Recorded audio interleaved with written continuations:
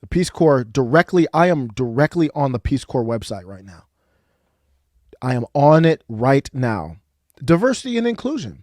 Oh, okay, diversity and inclusion. Okay, I like that. What are we gonna talk about? We're gonna talk about a inconvenient statement here. Possible considerations for African American or Black volunteers to the Peace Corps. Independent organization, but that is a government organization. Volunteer voices.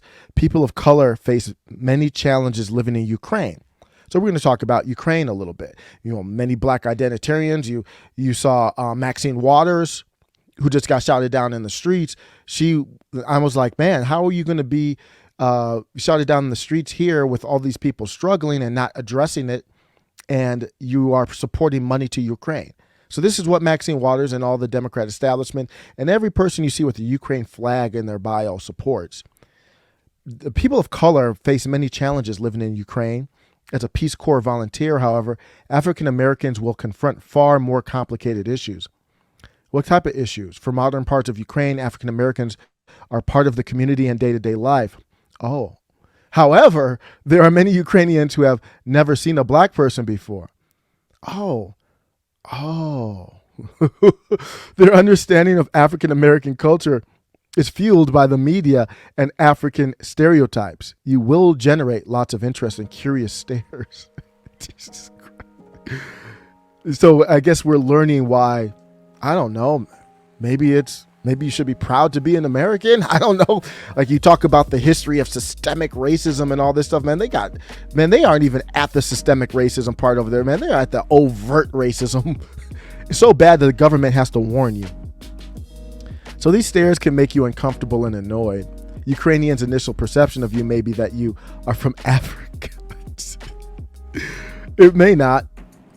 It does help if they understand that you're an American, and training in a PST will help you consider ways that you will engage with these assumptions. Wait for it. It's not uncommon. Let me make this bigger so make sure people can see this, that I'm not making this up.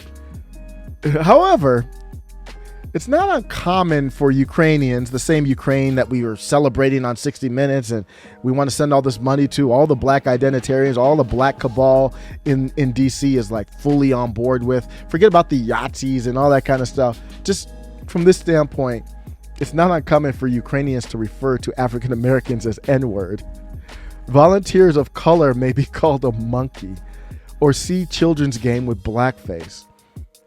This is the country you're supporting. This is the culture you support. You put a Ukrainian flag. A lot of y'all probably never even had an American flag in your bio before. You're probably triggered by it. Nothing like supporting a country that would look at you as N-word and a monkey. Y'all supporting some crazy stuff, man. Same party of the KKK, same party of pro-slavery. I don't know. Hey, if I think a lot of these Black identitarians, they would go over there just like they embrace the masking and lockdowns. They would go over there and embrace the N-word and monkey and look at it as a sign of progress. Let me know what you think. Take care.